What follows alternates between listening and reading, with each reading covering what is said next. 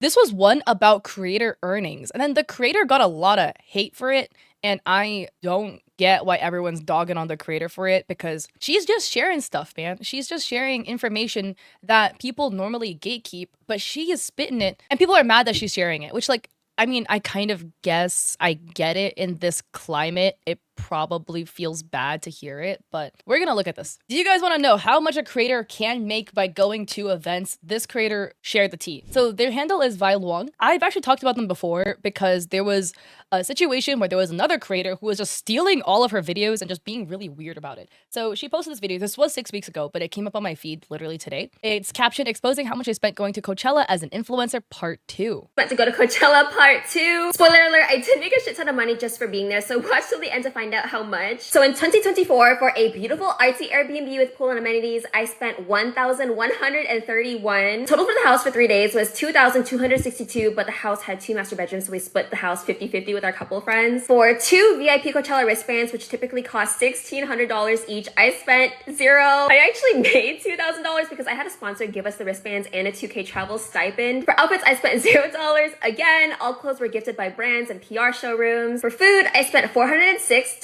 My friend bought all the groceries for the house and I didn't pitch in because I just gave her my VIP wristband for the last day. I just want to pause there so I could like throw in some 2 cents. This is something that is super normal with influencers at events, okay? The clothes they wear, free, because it's gifted from companies. The shoes they wear, free, gifted from companies. The bags they wear, free, gifted from companies. The makeup they put on, if they do a get ready with me, free, because the company gave it to them. And I'm not even saying free, it is profit. Because the company, not only will they have to give you the clothes to wear, they will pay you to wear it. They will pay you to use their makeup in your Coachella get ready with me. A lot of companies will fly or bring creators out to events. So they will cover the cost of travel. They will cover the cost of your ticket.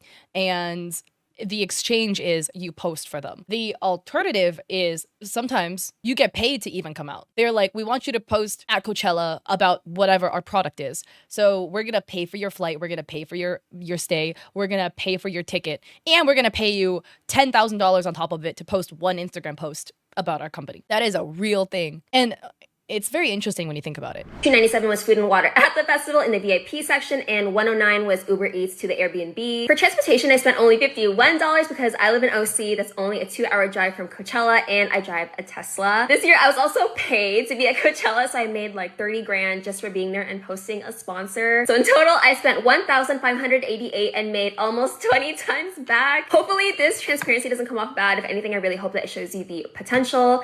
Yeah, let me know your thoughts. Creators can make a lot of money from going to events. A lot. It's like a business trip at the end of the day, and you profit a lot. I think it's interesting though, because the comment section is very interesting. Well, people are talking about how, oh, if you made $30,000, why would you have somebody buy the groceries and give them a wristband for last day in exchange? Or why not upgrade their wristband so she could be with you in VIP as lonely at the top girl? Friendship memories are priceless, but that's just me. So somebody says the friend also had VIP, and then somebody else says most of the time they don't get paid right up front. It's net 30, net 60. If you guys don't know what net 30 or net 60 is, it is the time window that a brand will pay an influencer for a deal after they're invoiced. Let's say she did one Instagram reel for $30,000. I don't know how much she got paid for how many posts she made, but hypothetically, right? Then if you have a net 30 with a brand, after you invoice them, so let's say she invoiced them, I forgot when Coachella was, but let's say she invoiced them the beginning of February. Net 30 means you're not going to be paid for 30 days out from when they got the invoice.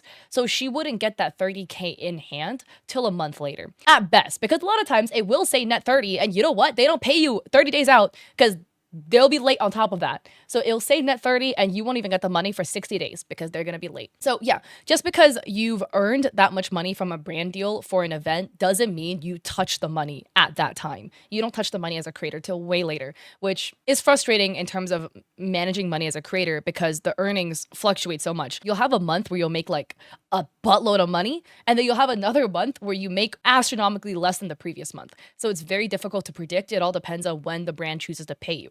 Now, at the end of the day, it's still privileged to be earning that much money because I made so little money for a creator, your bad month is most people's dream month to earn. From the perspective of a creator, it is frustrating to have your income fluctuate that much. A lot of people are beefing the VIP wristbands for food. How much is a Coachella VIP one-day ticket? VIP for weekend one starts at $1,400 and it's over 3 days. So the ticket is like $400 per day. Virtuous, if the friend agreed to that trade, that's between them. So I don't see a problem with it. Yeah, I don't think she's eating the $400. It seemed like it was $400 for the Airbnb and she ate a portion of that. But you make your choice, right? Like if you guys agree to that deal and that's your deal, that's fine. People are saying ethically, if she makes more money, she should have contributed more and given the wristband since technically she didn't pay for the wristband. This reminds me, a complete side note, reminds me of a Reddit story that I heard a while back. There was a girl who is an influencer and she received a very, very expensive perfume as PR from a company. She knew her friend's birthday was coming up and she knew her friend really wanted that perfume. It was like a $250 bottle of perfume. She didn't pay for it because she got it for free, but she knew her friend wanted it. So she didn't use the perfume, kept it in the packaging, gifted it to the friend for the birthday. And then the friend got mad at that because the friend was like, oh, but you didn't pay for it. Do you want a $250 perfume or not? Okay, I don't care. As long as you acquired it ethically, I'll be so happy to take that. Thank you so much for thinking of me and giving and saving it and giving it to me. Yeah, okay, then give it back and then you can have a $30 gift instead or whatever. I'm not saying this is this case specifically, but I can see both sides of the coin at the end of the day. On one hand, I do think it's quite entitled to try to dictate how somebody else spends their money, even if they have a lot of money, to try to dictate how they spend their money feels bad. Of course, with deviances, all right, if we're talking about how billionaires are blowing money on stupid stuff, okay, we totally down to talk about that. But this is like a creator. Does she make a lot of money? Yeah, it's not your money. If I was in a situation like this, with a friend where my friend has a VIP ticket and they're like, oh, we could, if you want to like comp the food, I'll give you my ticket for the last day. I feel like I would be pretty down for that. I think it does depend though. A lot of people were also mad about this video because they felt that it was tone deaf. We have this commenter saying, love the transparency, but wow, the tone is giving, I got paid to party while the rest of you clocked into your 9 to 5s. It's one thing to share your success. It's another to center yourself in a way that feels tone deaf to how unattainable this is for most people. Especially right now when folks are stretching every dollar, it hits differently. A little humility goes a long way. Transparency is great, but context and self-awareness are what makes it meaningful. I would say this is interesting. I totally get it, right? Because in this day and age, the economy blows. Why are eggs $12 for a dozen? It's $1 an egg right now. The economy sucks. And I totally get that seeing an influencer make a boatload of money for partying over a weekend feels bad. I get that. But yeah, I completely get in this economy, talking about making a lot of money will come off as tone deaf. On the flip side of the coin though, videos like this is actually really helpful for people who are aspiring creators. I myself make videos like this. I like consuming videos like this because it shows you what you can earn as a creator, right? Like if you are a creator and you're trying to go to Coachella and a brand is offering you, I don't know, you're around the same size or whatever, and a brand is, being like trying to shortchange you, you can see how much another creator is making and be like, wait, I'm getting scammed because here's how much this other person is talking about. I personally feel like financial transparency only benefits people when we make the information public. When you find out how much your coworkers are making, it will allow you to advocate better for yourself and how much money you can earn as a person in whatever industry you're working in, not just in the creative industry as an influencer. She is giggling the entire time, so maybe the tone might come off weird. I will say also, it's like a 60-second video, so you're not going to be able to understand who a person is from 60 seconds of them talking on the internet. At least personally, I've been making financial content talking about how much I make for like 2.5 years. And in the beginning, people would always get mad because they're like, you're bragging, you're showing how much I make. Da, da, da. You're not grateful.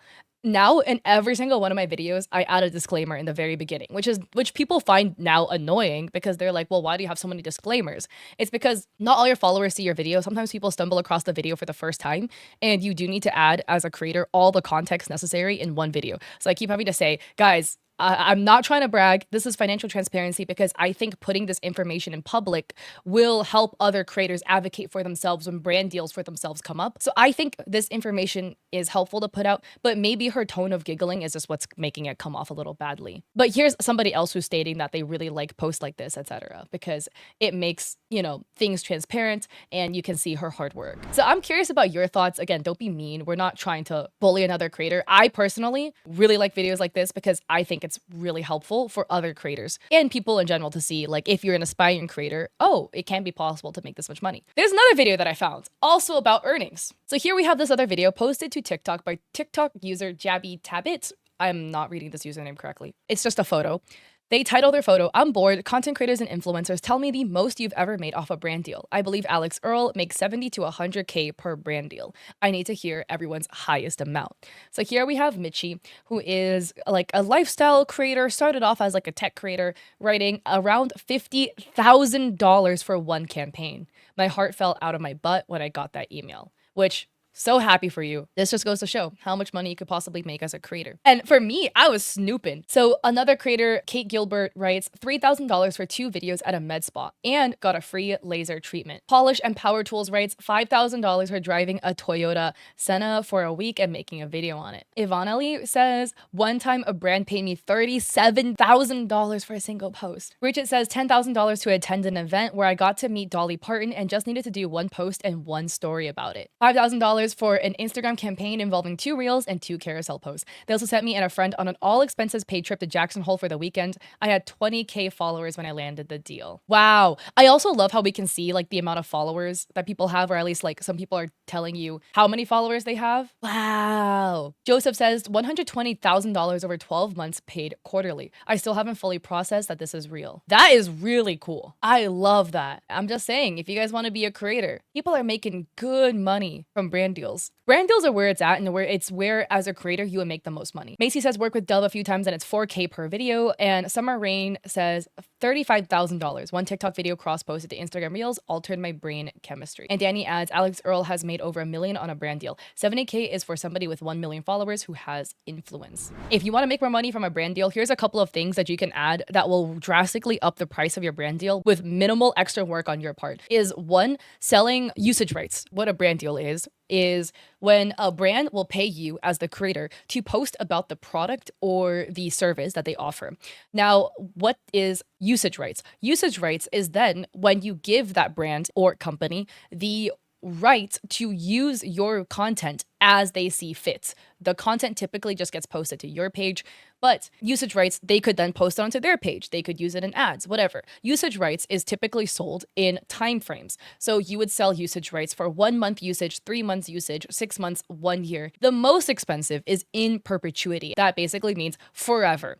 Now, in perpetuity usage is expensive because you need to calculate your potential future growth as a creator. So that has to be taken into account. A random example, Valkyrie, okay? Valkyrie in 2018, if she were to do like a brand deal or whatever, right? And they asked for in perpetuity usage, she would need to calculate, okay, how much hypothetically do I think I will grow in the future? Now, how much is this going to be worth? And then how much would I then tack onto the rate? So I don't know, throwing numbers out there. Hypothetically, the brand wanted to work with her for like $5,000 for one YouTube video, okay? But they want the YouTube video in perpetuity. So she would need to be like, okay, how much do I think my brand is going to grow in the future? I think my brand's going to grow a fair amount, whatever. I will charge them an extra $25,000, $30,000, I don't know, hypothetically, so that they could use the video in perpetuity. So the brand will have to pay $35,000 to then get that video so they could use it forever because Valkyrie's face and likeness is in it. Now, $30,000 off of a $5,000 video is actually low. Typically, you would price it like 10 times more. So if the base video was like $5,000, then you would maybe charge them $50,000 for in perpetuity. But that's like a quick way you can make a lot of money as a creator without doing any extra work because you're just selling them more access to the content that you put out. So kind of like one way you can go about it, but brand deals are where you get the money from. Brand deals, YouTube ad revenue. Those are like the big ones. And selling a digital item. That one's really kind of like hit or miss though, because it's a little bit hard to predict like the sales and stuff like that, what you would get from it. But I think honestly, it's really inspiring to see how much money a creator can earn from just doing their thing, posting videos, etc. Because you get that line of sight into earnings and finances that you typically will not be able to see. Because people don't talk about how much money they make, which I totally get it because there's a social stigma around it. You talk about how much money you make, people are then going to say that you're bragging, right? Whereas like, I don't know, in Vi's case, I highly doubt that she's bragging. It really just seems like she's trying to put some information out there that she thinks would be helpful to people. And I guess it's coming off some type of way. Oh my God, my cat is here. The baby. Ish the baby. His name is Chip, guys. I'm just a baby, I'm just a baby. Slide to the right, slide to the left, crisscross. One hop this time, yeah. One hop this time, yeah.